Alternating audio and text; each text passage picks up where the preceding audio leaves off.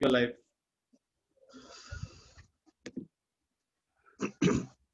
Hello and welcome to another episode of In Conversation With. This is a part of the Cassie New York Knowledge Series where we invite senior practitioners from the industry to share with us their actions, their action plans, their strategy, their peace of mind, and basically their point of view. What we are trying to gather here is executable advice. So it is not just GAN. It is for people to learn. It is for each one of us to learn how these practitioners have done, designed, developed, and achieved success in the field of CSR and sustainability, and how can we do similar execution. So most of our seminars are based on fulfillment of the purpose gap. How do we inculcate the CSR strategy in the brand strategy? How do we inculcate or imbibe the CSR strategy in the company strategy? So today's session is going to be a little different. Since we have very senior people with us in the seminar, let's try and understand two questions basically. How do they ensure that the good that they do becomes sustainable? So there are two parts to the question that I ask the seminar, the speakers today. One is, how do they ensure that a foundation or the CSR of a company is not solely dependent on the endowments, because the endowments may go up, they may go down. Given the coronavirus situation, the profits may go down, and hence the 2% CSR may go down. So what are the industry leaders doing to make sure that the foundations continue doing good work? And part two of the question is, how do you ensure that the good that you have done, let's say you adopted a village, or you adopted water supply to a particular geography, or you adopted a school, or you're running a school, how do you ensure that these two things keep on running regardless of the endowments going up or down? So it is creating sustainability. So basically what I'm asking is, are you teaching a man to fish, or are you just giving him a fish?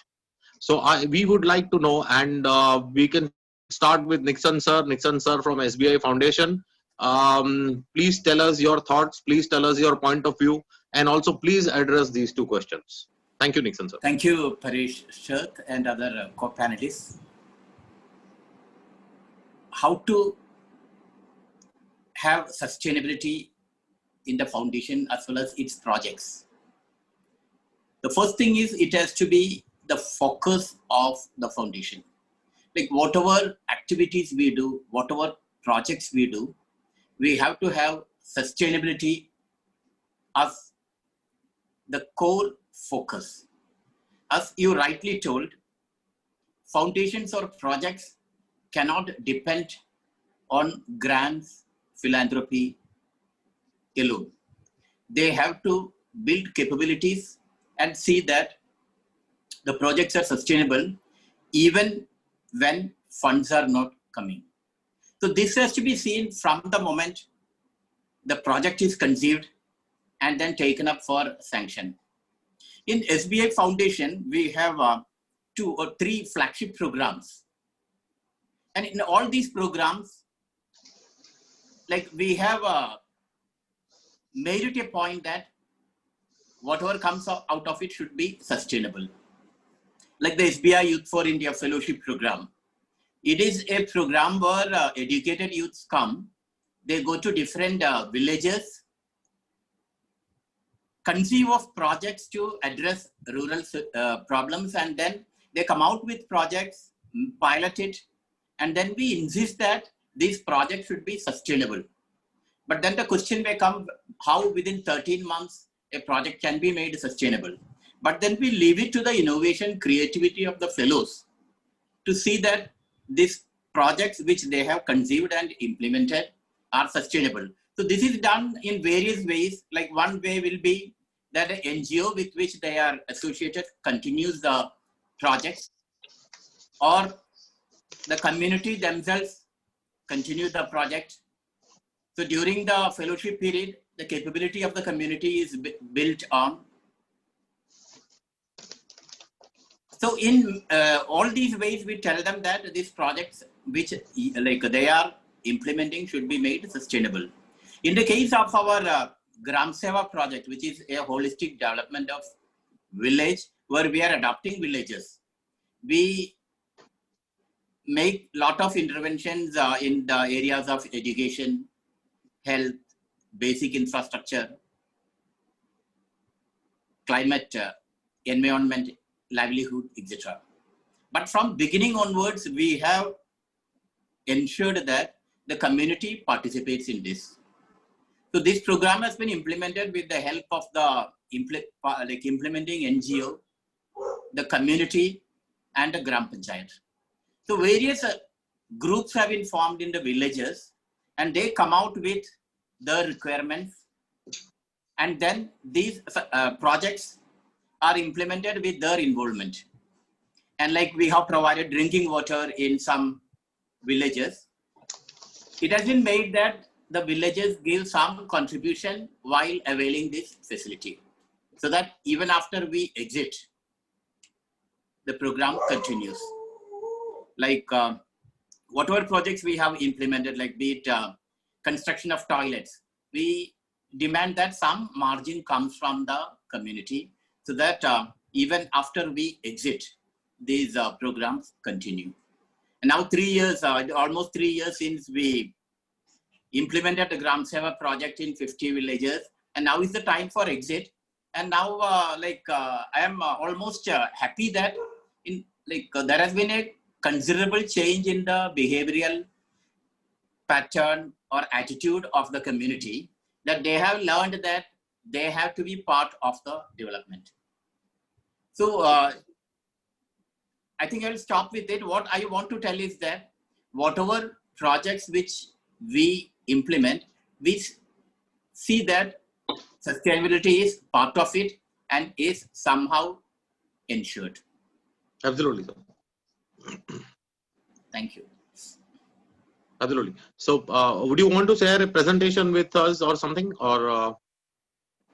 No, a presentation I am not having. What I want to tell is, like SBI Foundation is doing like that, promoting sustainable activities. Same way SBI is also doing. SBI is doing it in a very large manner. Like by 2030, SBI wanted to be a carbon neutral bank. And therefore various steps, it has been built into the strategy. And therefore various steps are being taken, like using wind power, solar energy. All these are being done so that bank becomes carbon neutral by 2030. Like that's sustainable green runs were promoted all over India, because whoever participates in these runs a bank wanted them to be a change maker, an agent of change for a sustainable planet. And this was a zero waste event. So whatever steps are being taken, be it banking activity or non-banking activity, sustainability is now being inbuilt in the institution. And we have saved, I feel, more than 300 tons of paper last year by switching to digital mode in banking transactions. So in various ways, bank is promoting sustainable activity, and the same philosophy we are also following in SBI Foundation. So that is amazing, because I was talking to Yasir. Yasir is a close friend. He's a partner in Ernst & Young. He's a partner in PwC. And they are also trying to be carbon neutral by 2030. And if SBI is trying to be carbon neutral by 2030, you guys can pull a lot of weight. You are the big brother of banking. So if SBI wants to do that, then a lot of banks will be under pressure to achieve carbon neutrality by 2030. So kudos to you guys. That those are some really huge targets, given the number of branches and the ATMs that you have. If you are working on it, then it is definitely possible for every other bank to work on it. So it is an amazing target. Neha ji, I would like to move on to you and ask you a similar question. I understand that at Tech Mahindra, education and health are the focus areas, and you represent the education, and I have all the details about you, so I know you are doing a wonderful job. My question is, how do you ensure that things will go on even if the endowments stop, or you are really teaching people how to fish, and you're not distributing fish under the name of CSR? So that Sure. is question one, and we would also like to know your point of view on sustainability. Anything else? Any other point of view on sustainability? So please. Sure. Thank you so much, Pareshji and Miteshji, firstly, for inviting me to the panel, and a very good evening to all the panelists. I will start with the first question, Pareshji. And as you rightly said, Tech Mahindra Foundation, which is the CSR wing of Tech Mahindra Limited Company, we have essentially education, disability, and the employability vertical. And I would like to mention, 2 to 3 different ways of how do we ensure the continuity stays.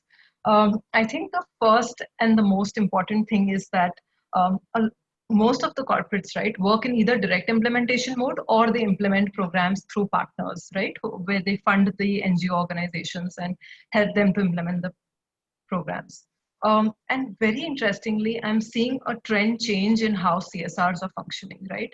Now, it is not only about just signing a check and giving a grant to an organization, but it is really more about how to be collaborators, how to be co-partners in a project and not just the funding agency. And very interestingly, if I were to share a personal example, when I kind of came from the education sector to the corporate CSR sector, first I was like, oh, is this going to be only about funding an organization and, financial Excel sheets?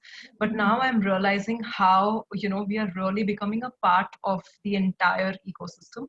And I think one way where we can ensure this sustainability is, funds will end, the material will end, but the capacity of the people who are involved in these projects is something that can be really, really honed so that they can take it forward in a manner that irrespective of what is their external, their own internal capacity is good enough to take that forward. So, to cite an example, how we develop the capacity of our NGO partners and our implementing partners. We have a MI system in place for our employability programs. We have a project management system. We help them figure out how to structure their entire processes and more importantly, how to take programs at scale, right? Like how do you ensure that you are going scale as well as sustaining the change that you're trying to do? So I think just building the capacity of the people is a never-ending resource, and that's what kind of leads into ensuring the change remains sustainable. The second and something that is personally very close to me is, and we have recently started this in all our programs, is a lot more community engagement. We often feel that the programs that are designed are kept in mind for the beneficiary, but I think it's not beneficiary, but co-partners with us in these entire programs. So if we uplift the communities, if we make community a part of what we are doing from day one, I think when we step out of that community or out of the life of when the program stops, I think it just becomes sustainable in itself, right? Because you're not depending on external things. You are literally looking in the community and from the community, how do you kind of make sure that they take it up the change that they want to bring about, and with whatever resources they have available, how do they? And it may sound very, very small part, but I just feel if we are able to reach out to the community in a manner that we take them as co-partners into this, I don't think the shelf life of a program or what we ought to do will stay for 5-6 years, but it will go on forever in an autopilot mode. So I think that's the second way in which we ensure the sustainability stays. And I think the third bit is I would like to speak about is, we do a lot of volunteering opportunities for our corporate employees, the Tech Mahindra Limited employees. I was coming to that. Yeah. Please go on. So we have recently kind of, again started focusing on, and this is very interesting, on the individual social responsibility rather than the corporate social responsibility, right? Like how can we as individuals contribute to the environment in a way that it's going to be, a lot more better for our future generations. So I think this entire ISR bit, right, from CSR moving to the ISR bit, that how can we ignite that individual social responsibility, whether you are walking out of a room, switching off the AC, switching on lights and fans. I think these small practices can lead to the larger sustainability goal of all of us together. So I think a lot of focus is on that. We have almost a lakh Tech Mahindra Limited employees, and I'm just thinking that if all of us were to kind of take that individual social responsibilities, integrate it into our lives, I think sustainability won't look as much a bigger issue as it is right now. So I think that's another important thing that we are trying to tap as to how do we really provide opportunities to our employees at the parent company so that they're able to engage in these in a more No, no, meaningful that way. is that is absolutely amazing. I'll tell you from my personal experience. You are aware that I have been a banker all my life, and then I switched on to education in New York. So we started Cassie in New York. Now we are present in 52 countries. We are the world's largest company platform for CSR and sustainability. So 3 years back, we started this platform called CSR Diary, and today we are the world's largest volunteering platform. And this happened by default. This was not by design. So I cannot really take credit for it. Yeah. So we said, tell everybody to do 1 hour of volunteering in a year, and we'll have 100 crore hours of volunteering. And this year we have around 400 companies in India who ask their employees to do volunteering on our platform. It gives them the fungibility to go into any project that they want. So we have thousands and thousands of projects happening across this country, thanks to Rotary, Rotrack, Roundtable, Leo, Lions, and thousands of other NGOs who are empaneled with us. So there are volunteering opportunities which we offer to more than 400 companies. We also have 3 million students who do volunteering with us. So I absolutely, agree with your point of view, Tech Mahindra, and I really respect Tech Mahindra for that you're giving employees. There are 2 companies which I know of, which really have a separate manager to handle volunteering. One of them is Tata's, and the other is Tech Mahindra. Yeah, so both of you have a designated person to encourage employees to volunteer. So I'm really in awe of these 2 companies. You are doing my job also. So that is amazing. I have a specific question for you. Now I understand that you also work in smart centers, Yes. outsourcing through NGOs, and you have 97 such projects across the country. The smart centers 96, where, yes. yeah. So and the basic they teach everything, but they are forced to teach IT and English as a compulsion, and then they teach. And so these are smart centers. So what are the challenge? What is the one single challenge that you face in this smart centers? What is Yeah, the real so challenge that you wish कि ये थोड़ा easy होता, अच्छा होता? yeah, so I'll tell you. So as you said, basic IT and Yeah, English are cross-cutting. I'll also add to that why I'm asking this question, because Mr. Nixon here is a heavyweight, Ashwini is a heavyweight, and they're running very large foundations. So we can really depend on them or lean on them if we want help. And all our 200 speakers in these series, the Cassie Knowledge series, we have 200 speakers. So speakers are really looking to help each other, and that is why I'm asking you your pressure point, your pain point. क्या Sure. होता तो थोड़ा easy हो सकता है, and these Yeah. 200 speakers can come out and help us. Sure, sure. So, before I answer that, Paresh, firstly, thank you for the question. And Smart Skills for Market Training was launched in 2012. And as Paresh ji mentioned, basic IT and English are our cross-cutting, syllabus curricula, wherein irrespective of the trades, these are 2 things that we expect that the students will learn, and we have developed the curriculum. We have a set procedure, mobilization, placement, everything in place. And it's difficult to just pinpoint to one particular challenge with skill development, honestly. But I do see my teams, struggling with a few things. But I think if there was one thing that I would say, I would say that there are certain set of students coming into the center, and then they are getting placed into job roles and so on. And I think this is where a challenge arises, that how do we make sure that we are able to provide the child with the kind of opportunity that he or she will stay in even after a few years, right? Because the skilling courses are specific, they are short term. It happens at times that even when students are placed, to retain them, to be able to give them a job opportunity that they would really like, sometimes there are travel issues and things like that. They may not like the kind of job that they are into. So I think just that kind of sometimes the mismatch that happens, that kind of really becomes challenging, that how do we really give all of them the platter of these job opportunities that they can choose from. And of course, generating employment in itself, currently is a huge challenge. So every year we train about 20,000 youths and try our level best to place at least 80% of them. But again, because of these challenges, and given the dynamics of the employment market in the country, it becomes extremely challenging for us to kind of see how we can place. And hence the our involvement in the healthcare sector, particularly where we run academies in direct implementation mode, where we train youths to become paramedics, professionals, and kind of because of the pandemic, there has been a lot of influx into that area. But that is one specific thing that we have definitely invested in. But yeah, that's how I would. Thank you very much for an honest answer.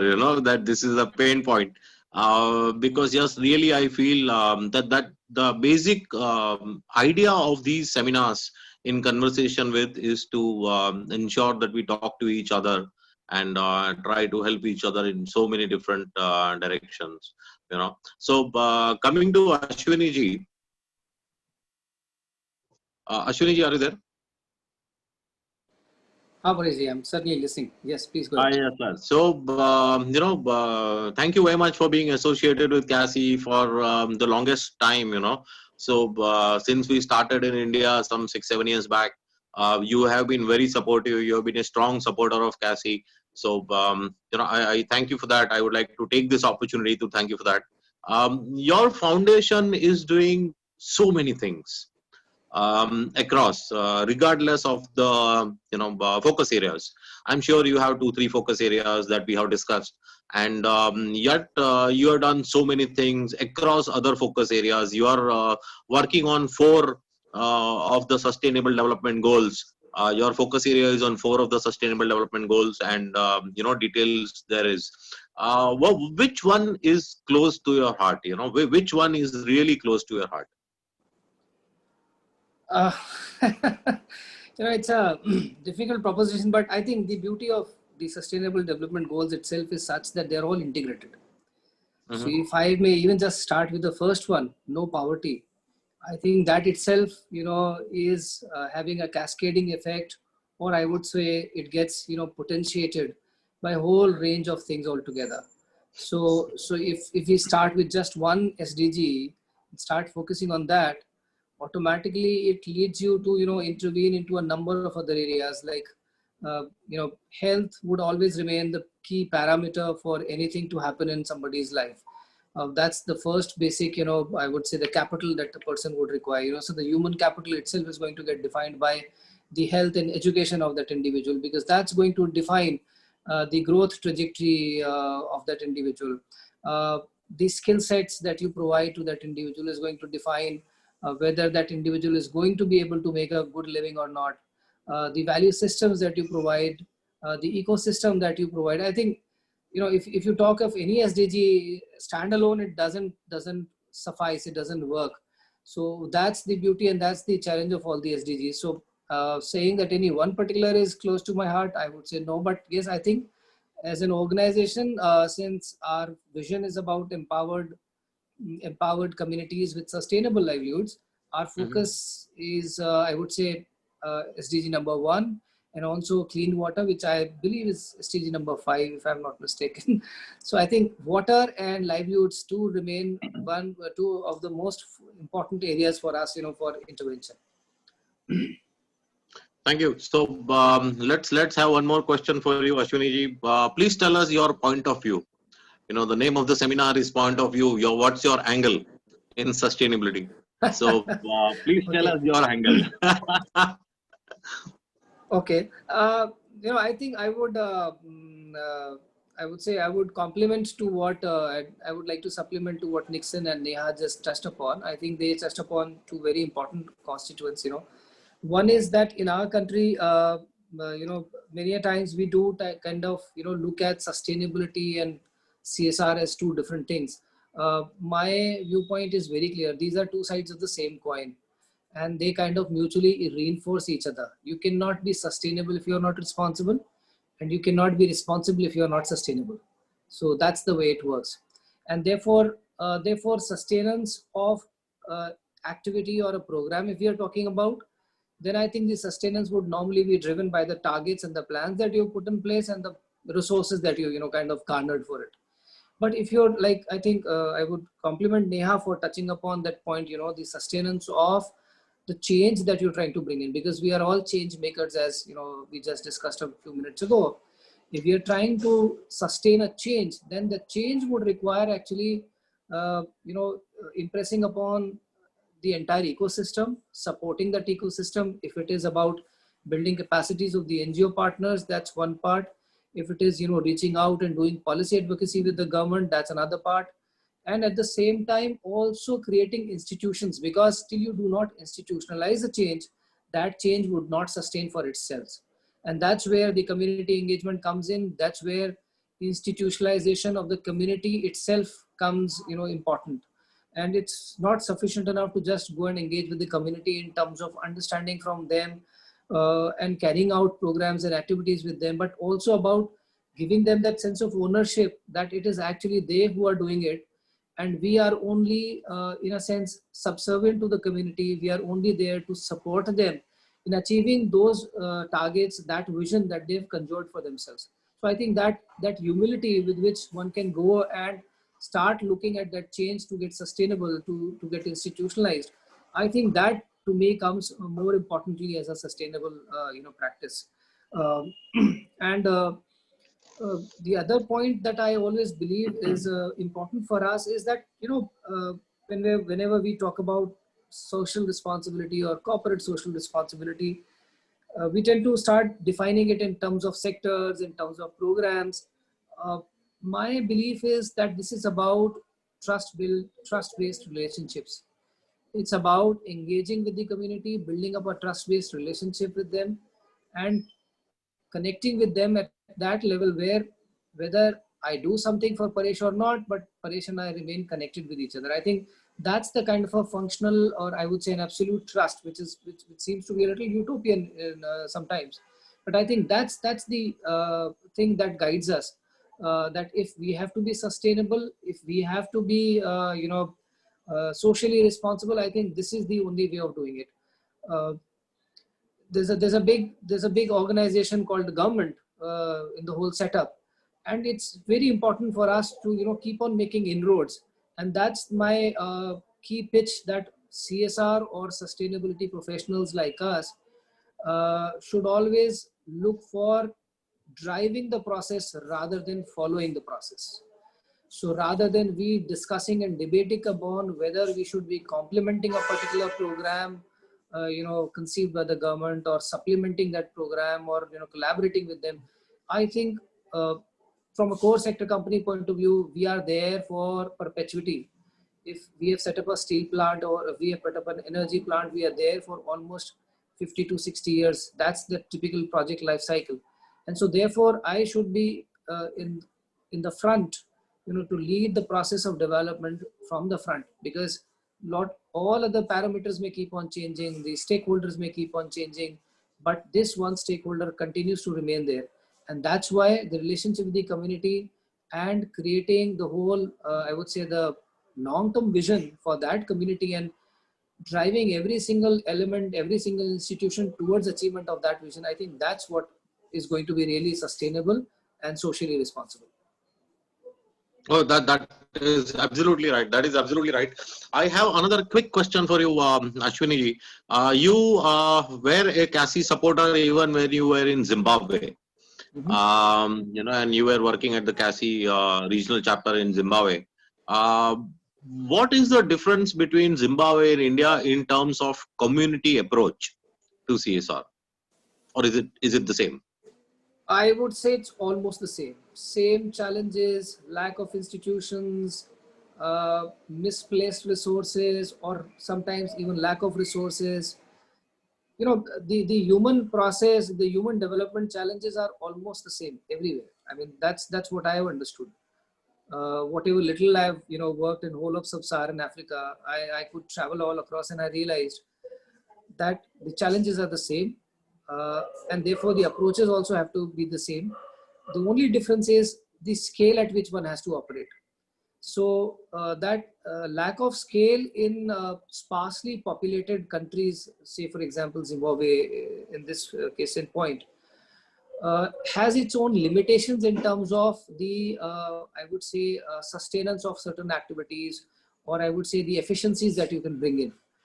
So that scale at which one has to operate, which is possible in a populous country like India, where there is no dearth of institutions, there is no dearth of long history of development action.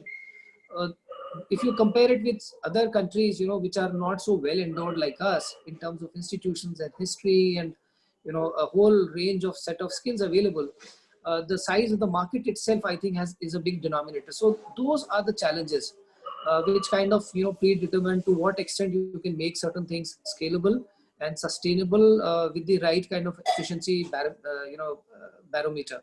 So the barometer of efficiency in terms of financial efficiency or size and scale, like you would typically say about per trainee cost for a skill development program, or per farmer cost for doing agricultural interventions, that would be very different if I compare it with Zimbabwe or with, say, in India. So you're talking about a country which is plus minus 50 square kilometers more than Rajasthan or less than Rajasthan. So, that's the kind of a scale. So that's where I think the difference comes. Otherwise, in terms of processes, in terms of people's plight, I think it's almost the same. We are at different levels of development. That's a different issue. But yes, we as a country, as a developing country trying to get into the developed country tag, we have a lot more to offer as experiences and insights for all these countries. I think that's one of my areas of work where I thought that this South-South cooperation, at least in the development space, could be of very big significance. Okay. So moving on to Mayuri ji, we still have a question for Mr. Nixon, which I will come back to later.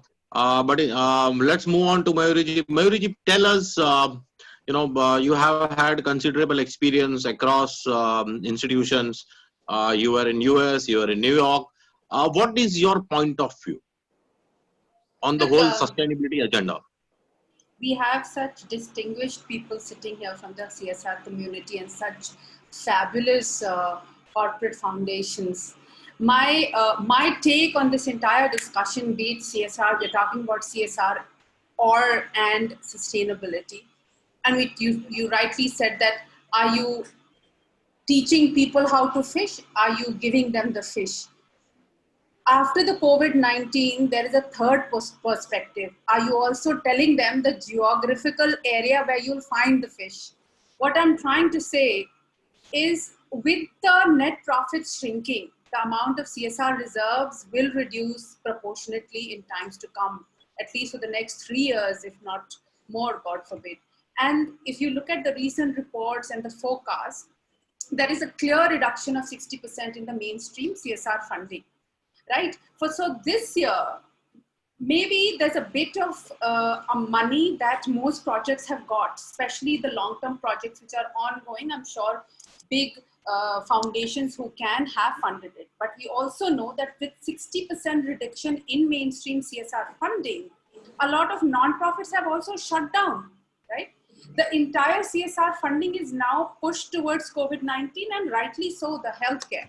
So there is a new dynamism, right? So it is not as simple as giving the fish or teaching how to fish. It is much more than that. So right from what the legislation started as at 2014, this law was approved by the upper house of the parliament, and in 5 to 6 years of this law being here, I think we'll have to rethink everything. There is an increasing need to strengthen the implementation, the outcome framework of CSR initiatives now, so that, you know, the minimum resources that we have come up with maximum impact. And, much as we are talking about sustainability, my entire thought process or my views are, how are we going to do it? It cannot happen in the way it has been happening right now.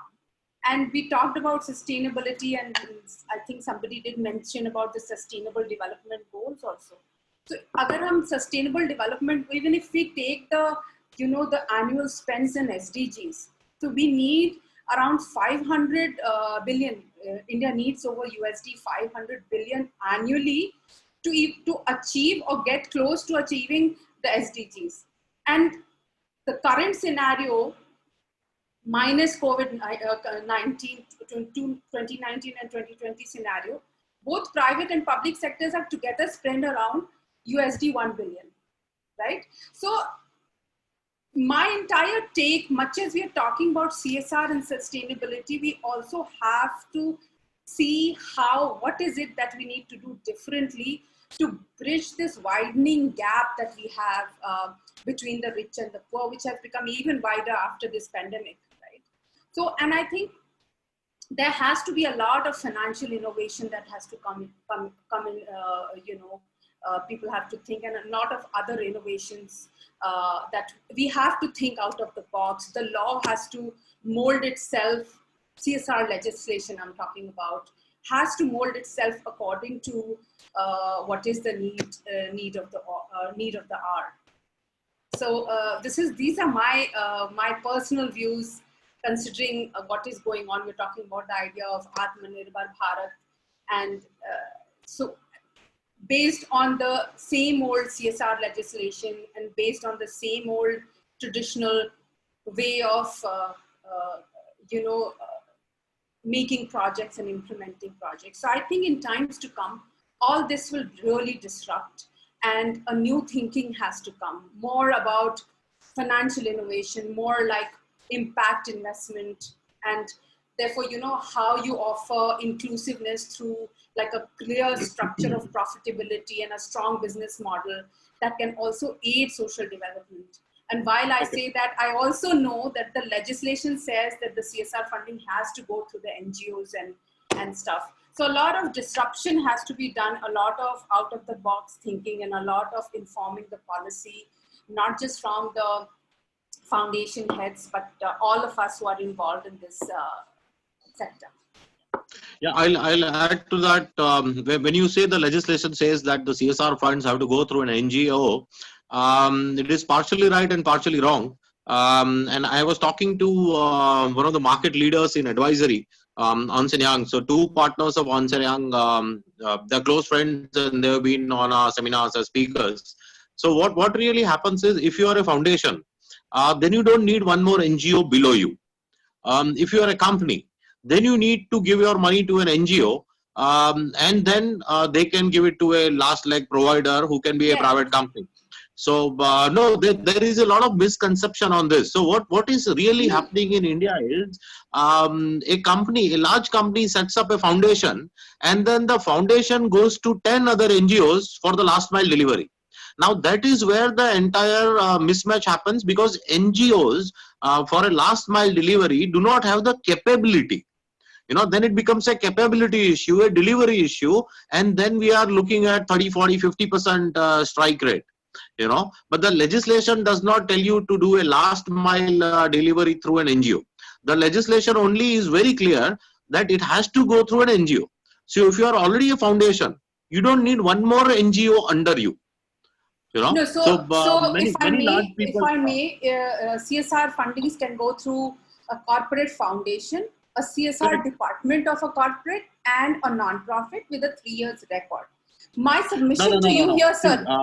My submission to here, sir. Hear me out. So I'll stand corrected if you have a point of view on how the CSR funding is being channelized. But what the focus that I want to get of this group to discuss is, how will we do it?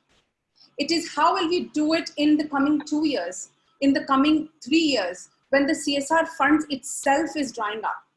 Can we do it the way we've been doing it so far as per the legislation? Does the government have to rethink, add, subtract, rewrite the legislation? Because the gap is increasing, and this pandemic has disrupted everything. It cannot be the way it has been happening so far. So my entire submission here is to get the focus there. I stand corrected. Maybe there is a point that I'm missing on the, the current way things are happening, but we cannot do it the way you're saying. There has been, like you said, challenges on the last mile delivery, where a corporate foundation, ropes in a lot of NGOs who are working on the ground. But can it continue in light of what has happened? In light of that there are zero CSR funds drying up. And if at all, this year CSR funds have been mostly about checkbook, cutting the checkbook of the CSR funds and putting it in the government kitty. So, we need to now think the way forward. And how will we do it? What are the ways to do it? What is the special thought process or the fresh thought process that we can get in this, so that, we are able to manage the forthcoming gap? Let's get Mr. Nixon to answer that. He is the heavyweight. Ashwini is the heavyweight on this panel. Mr. Nixon, Mr. Ashwini, what are your thoughts on this? No, Mayuri has given a very difficult question, I feel. Because no one expected this pandemic to come and disrupt the way we have been functioning. So this pandemic has come, and as rightly told by Mayuri, the funds towards NGOs or CSR funds available is going to shrink. But then that is the reality, and we have to find out ways of efficient delivery. Maybe reduce the cost, reduce the expenditure, and find out more efficient ways of delivering services to the grassroots level. That's the only answer I can give, because this is one question I have also been considering, like, for some time, that CSR funds are definitely going to shrink. But then the way forward is the delivery mechanisms, how we can use technology to cover a lot of people. All these have to be thought of. That's my only response to that. I think Ashwini can complement. I can certainly say, Nixon, you've covered. Mayuri, just to give you a perspective, the total CSR fund spent in the country, if I remember the figures correctly, added up to somewhere around 8,650 crores. If you compare it with the Social Welfare Department, Government of India's budget, that itself is 144,000 crores. So, let us be very honest about it, that CSR funds would at any point of time would not be the only answer, or I would say an impactful answer to bring in the change in the sustainable development goals that we are talking about. What the figures that you are giving in terms of trillions of dollars which are required would certainly require fresh thinking, but let's be very realistic that from CSR itself, it will not happen. Just as I gave you the comparison, 8,650 crores of all companies put together vis-a-vis one small little department of social welfare of Government of India having about 144,000 crores. So, yes, sir. Exactly my point, and I think So let me just finish. So what I'm saying is, number one, we should be not having any misconception about we being the front runners or we being the only torch bearers of attainment of SDGs. And that brings us back to the same question that we discussed in the beginning of this discussion, that to be sustainable, it is important for us to collaborate. I think either Nixon or maybe Neha, I think they touched upon this point. That it's important for us to create that ecosystem. And I think, so that's one part. The second part is, if you look at it from that perspective that CSR funds would dry up, therefore development process would delay or would get derailed, I tend to disagree on that, because a lot of developmental work has to be ideally mainstreamed into the core business. That's where the whole concept of shared value keeps on coming in. The example that Nixon was giving, that how the bank itself is trying to, improve upon its ways of doing business, by which it can make its, paper, utilization as less as possible. So I think these are the ways in which, which is something beyond CSR, which is something, much more ingrained. The amount of water conservation work that we try to do as a JSW Foundation is, I would say, a small percentage of the overall water saving measures that JSW Energy tries to put in, or JSW Steel tries to put in, or the amount of recycling of water that, the steel plants try to do, using the best of the best technologies. So I think, the technology is going to be the answer. Innovation, as I think you also touched upon perhaps in the beginning, that financial tools would have to be brought in. How we can do more things, better things with lesser cost, I think that efficiency driving is going to happen, not just with us, but also with others.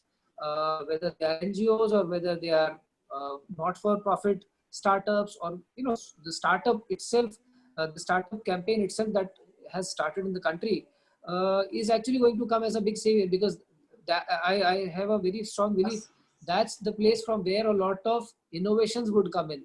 That's Absolutely. the place from where a lot of ideas, fresh ideas, and technology-driven ideas would come forward.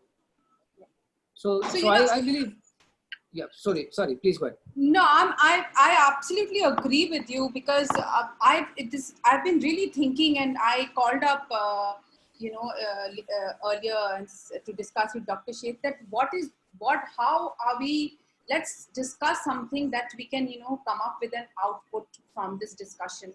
And I completely agree that there has to be mechanisms that offer social enterprises a lifeline for funding, and thereby promoting innovation across segments like maternal child health, education, anything. So and like you said, collaboration, technology, digitization initiatives are the things that we have to think through, and the legislation has to improvise and again do checks and balances that it allows CSR funds and corporates to invest in this and to co-create, impact investment is the way forward, as You I just think, said it. as social Yeah. value along with doing good for the business. So, and the legislation has to change for that, because currently the legislation restricts CSR funding in this area, right? No, so you were saying something. Yeah. No, I think the legislation is not so restrictive as it. If you ask me, my general feeling is the legislation has actually, become a little more flexible from where it started off in 2013, 2014.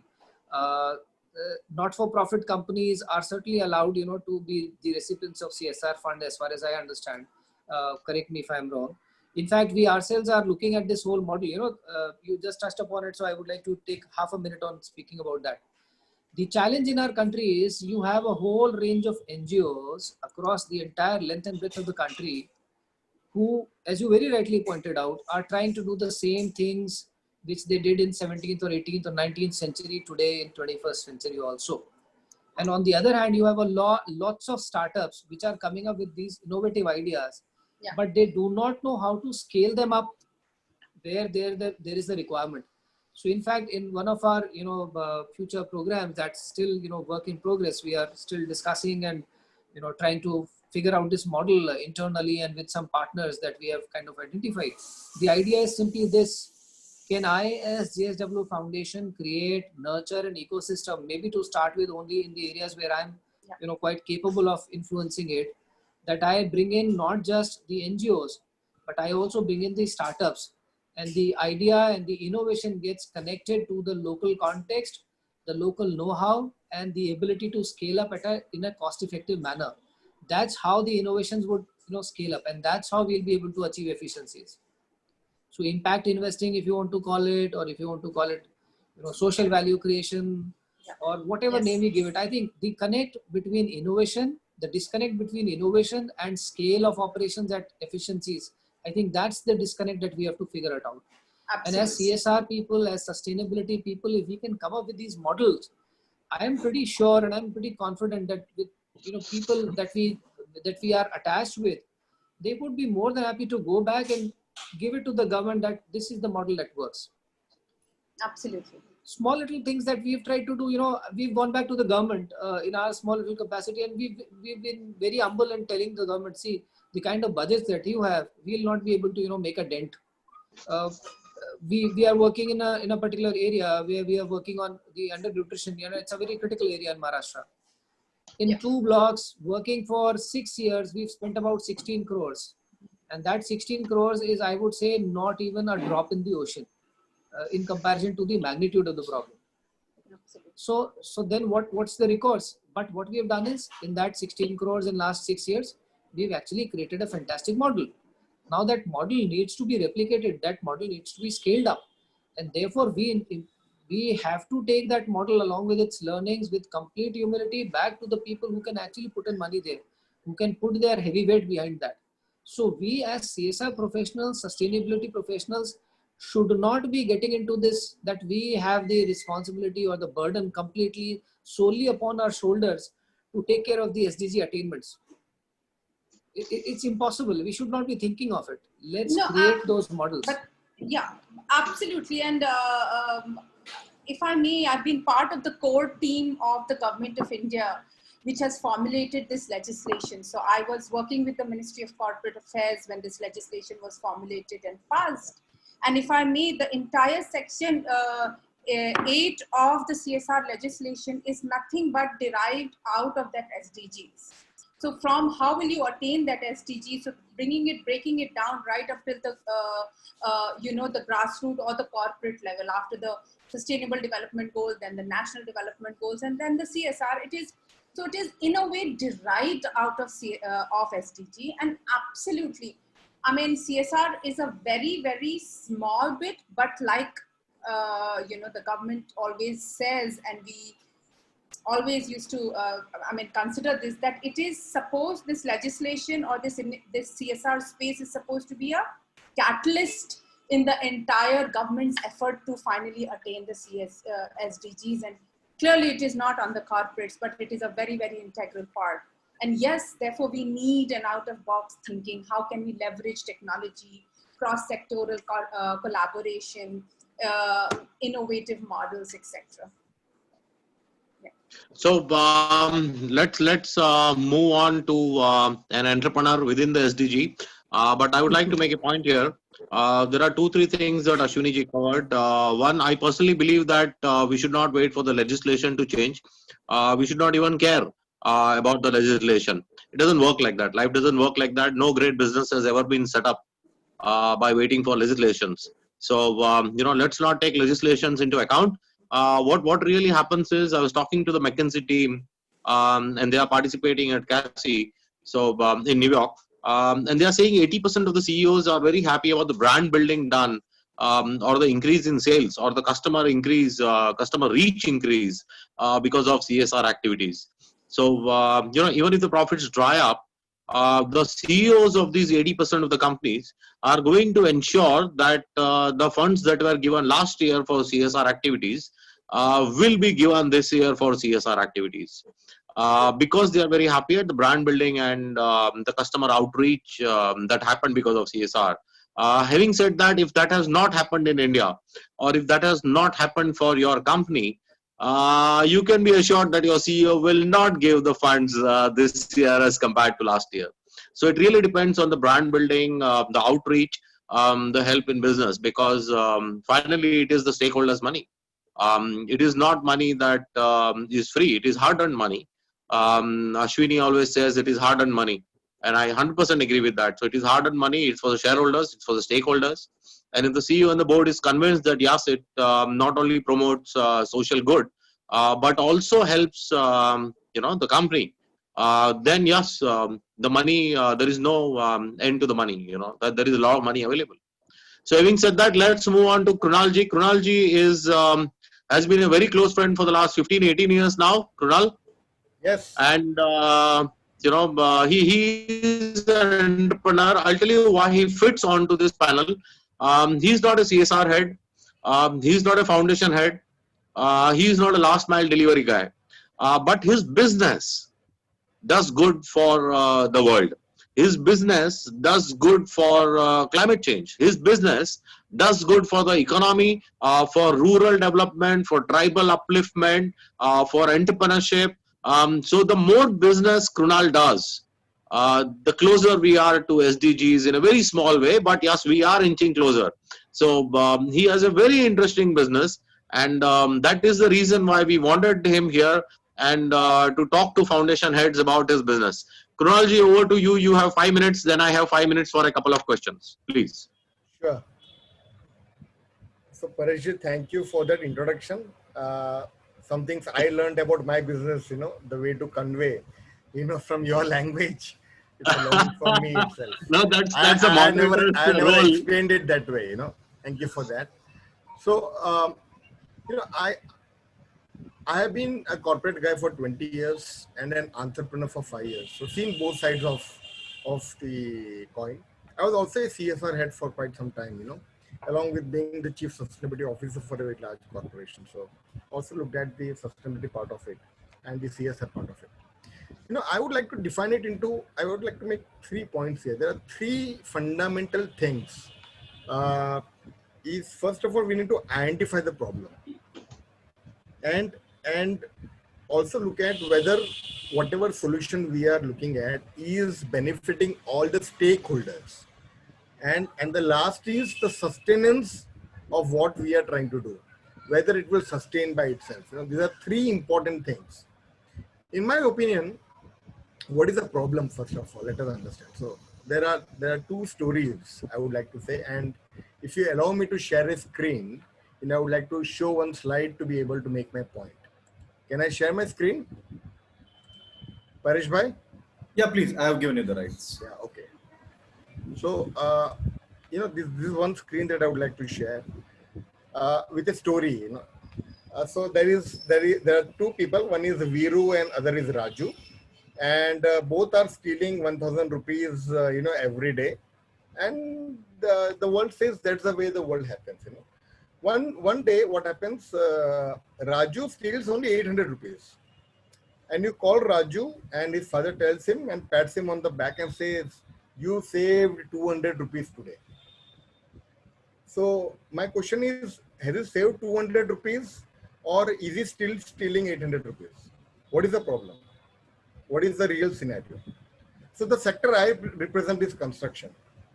I say, if you see the slide, the problem statement is 28% of GHG gas emissions comes from operational carbon. That is the case today. And the green certification addresses that to a large extent. And 11% comes from the material, which is the embodied carbon. But Architecture Digest 2020 says that by the year 2030, the embodied carbon will become 74% of the problem. And operational carbon will be only 26, because now a lot of work has already happened. So the question is, what solutions we have in the area of embodied carbon? Can we tell at least 5 solutions which can become mainstream? So probably, we don't have an answer to it. So one fundamental problem that the planet faces is of climate change. And the sector that I represent, construction, I say that we don't have a solution to this today, Let's look at the other fundamental problem that the earth faces today, which is social inequality. Now, this McKinsey report of 2005 called India Urban Awakening is what I wanted to show. Shows that the migration of 25 crore people going to happen, by the year 2030. Do we have that kind of capacities in the cities? Do we want to break the cultural fabric of our country? Or do we want to incentivize a farmer's son to do farming so that the cultural fabric also remains intact and the quality of life also is intact, both at the village level, at the town level and the city level? That's the real problem. So whatever solution we are talking, is it really addressing that problem? And the third big issue is terrorism, on which you and me can't do anything about, So we leave that aside. But I say these 2 problems to solve, the work that I'm doing, which is in bamboo, actually addresses both. And we need to look at solutions which are as holistic as these and promote entrepreneurs promote innovation, promote business case for sustenance of these problems. Until there is a business case, it will always remain on the mercy of CSR funds, which is not sustenance. It will not help solve the real problem. That's what I say. So, I would like to give this example that when we looked at bamboo and it was with good fortune that I stumbled upon it when we wanted to do the entire nature tourism to be at least net zero as a passing mark and climate positive, as an aspirational goal. And we realized that bamboo and soil has this potential of making it climate positive.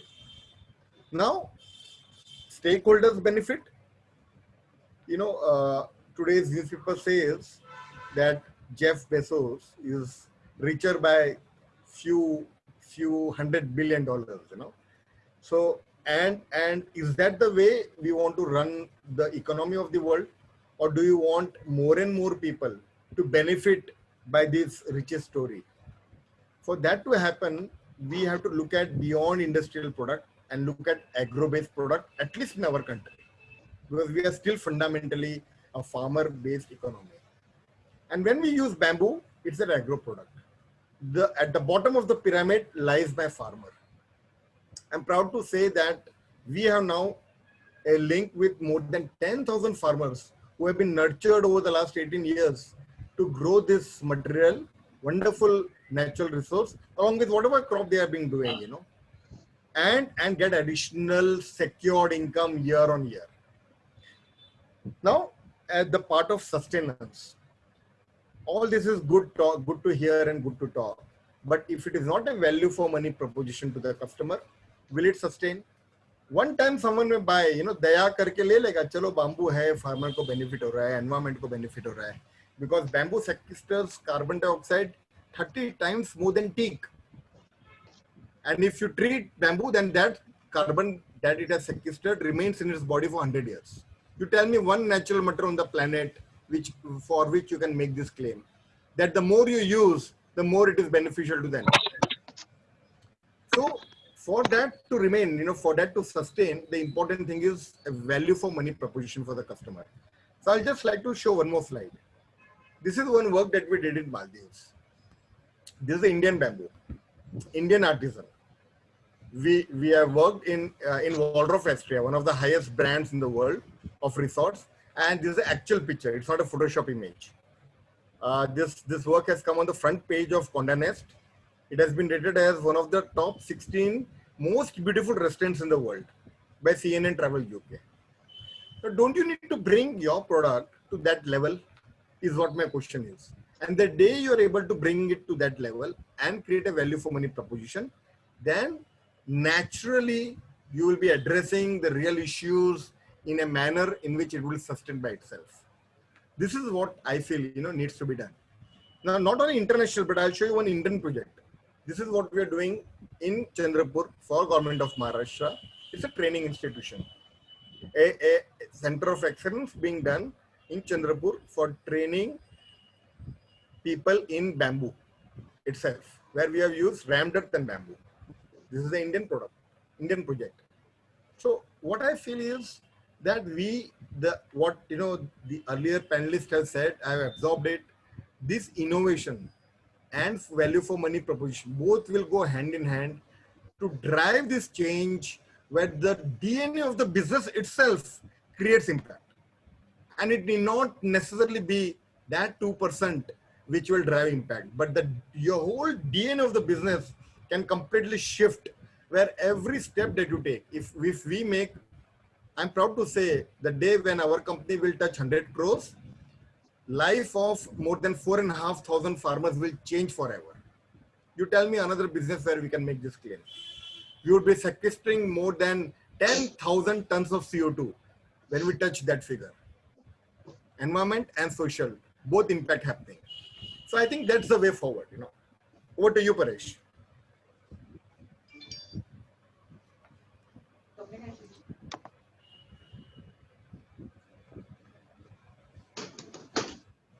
Yes, sir. I completed myself.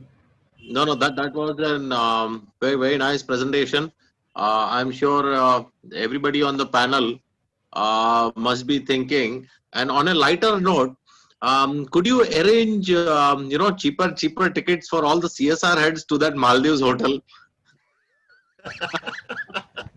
So I'll tell you the story. You should do it for After all the that- CSR heads at least. Yes, yes. So Right. after that restaurant was built, the project director called me one day. His name is Mr. Muwafaq, and he was very happy. He said that I have 3 months waiting in my resort. It opened in 1st of July 2019. It was the first Hilton resort in Maldives. And he said, do you know what we are charging for people who are eating in your restaurant? And he said $450. People are not paying for money. No, People are but paying for the experience of sitting yeah, and yeah, but dining there. see, if you want the foundations to invest, Yeah. if you want foundations and CSR heads to invest, तो पहले अश्विनी लेके को जाना लेके जाना पड़ेगा उधर बराबर, एक बार. बराबर. ये भी मैं सीख लिया सर, आपसे सीख लिया आज. करना पड़ेगा definitely. Right. Sure, So sure. we move to the end of our program. We have one question to the heavyweights. And one. Let me thank everybody for their words, their talks, their examples. Nixon ji, entire panel. This was executable advice. This was actually executable advice, which is the very purpose of these seminars. So before I say goodbye, sayonara, or a thank you, let me ask one more question to both the heavyweights, Nixon ji and Ashwini ji. So one question, because we have a lot of members who are from NGOs. We have a lot of CSR heads who are members at CASI or students at CASI. We have a fellow program in which vice presidents and above are enrolled. So one question to these two heavyweights specifically is, what are the options that smaller NGOs have to collaborate with large NGOs? How can smaller NGOs work with you? How can smaller NGOs help you in something and work with you? Do you see any immediate or small action points which small NGOs or CSR heads can do and work with you? Not only NGOs, even companies, even CSR heads of smaller companies. Nixon would like to As take it far first. as SBI Foundation is concerned, we do not discriminate between smaller and bigger NGOs, because we accept proposals from both small and big NGOs. And if it is in tune with our priorities or focus area, or it is in alignment with our vision, we accept the proposal. And as regards smaller NGOs, what I would suggest is that most of them have to improve in terms of documentation, in terms of submission of data which is required by the foundations, and improve in investment in technology, capability building. All these areas the smaller NGOs have to focus if they have to get a very good reception with foundations. Okay. Ashwini ji, would you like to add anything? No, I think Nixon did said a lot of things. I think size doesn't matter. I think it's the passion, it is the commitment which matters. So I think those days are gone where an NGO would come up with a proposal saying this is what we want to do, please give the funds. I think that's gone. And it's why it has happened, because organizations like ours have got been given this big responsibility to be able to understand and articulate and deliver on the needs and aspirations of the communities with whom we are engaged with. So therefore, it's important for us to see everything from that lens, that how does it fit into the picture that we have? How does it fit into the larger vision, like what Nixon said, does it fit into our things? So it's important for organizations to believe, the NGOs to understand that everything and anything under the sun that I can do for you, that is a big put off. I do get a lot of requests saying, you let us know whatever you want, we will do it. Then it doesn't make sense. Then you're not talking like a voluntary sector organization. You're talking like a service provider, and therefore then be ready to be treated like a vendor. But if you are a committed organization, if you have a certain purpose and passion behind you, then you would not be taking up anything and everything that comes under your way. I think that niche has to be found by organizations where they can add value, whether in terms of a geography or whether in terms of a particular sector. I think what do you bring onto the table? For us, we don't treat our NGO partners as any vendor. To us, they are partners. We don't call as implementation partners. We call them as technical partners. Why? Because we don't want to outsource implementation. I can't outsource my trust building with my communities. That's something which has to be done by my own people. But wherever we believe there is a technical value addition brought in by some partner agency, that's where we would like to collaborate with them. So that's one part. Second, I think it's very important that NGO partnership should also happen. I mean, many development organizations, you know, and I know, who actually follow the consortium approach while applying to, you know, big bilateral institutions or multilateral institutions. When I was with the IFC World Bank, I remember we used to get consortium proposals, you know, where they would bring in CVs and they would bring in, you know, experiences and skill sets of a whole range of organizations put together. And that's how they would, you know, bring in that whole set of skills which is required, the experience and insight which is required. So I think we always talk about collaboration between NGOs and corporates. To me, I think NGO collaboration itself is going to add a lot of value. That itself is going to unlock a lot of potential for them.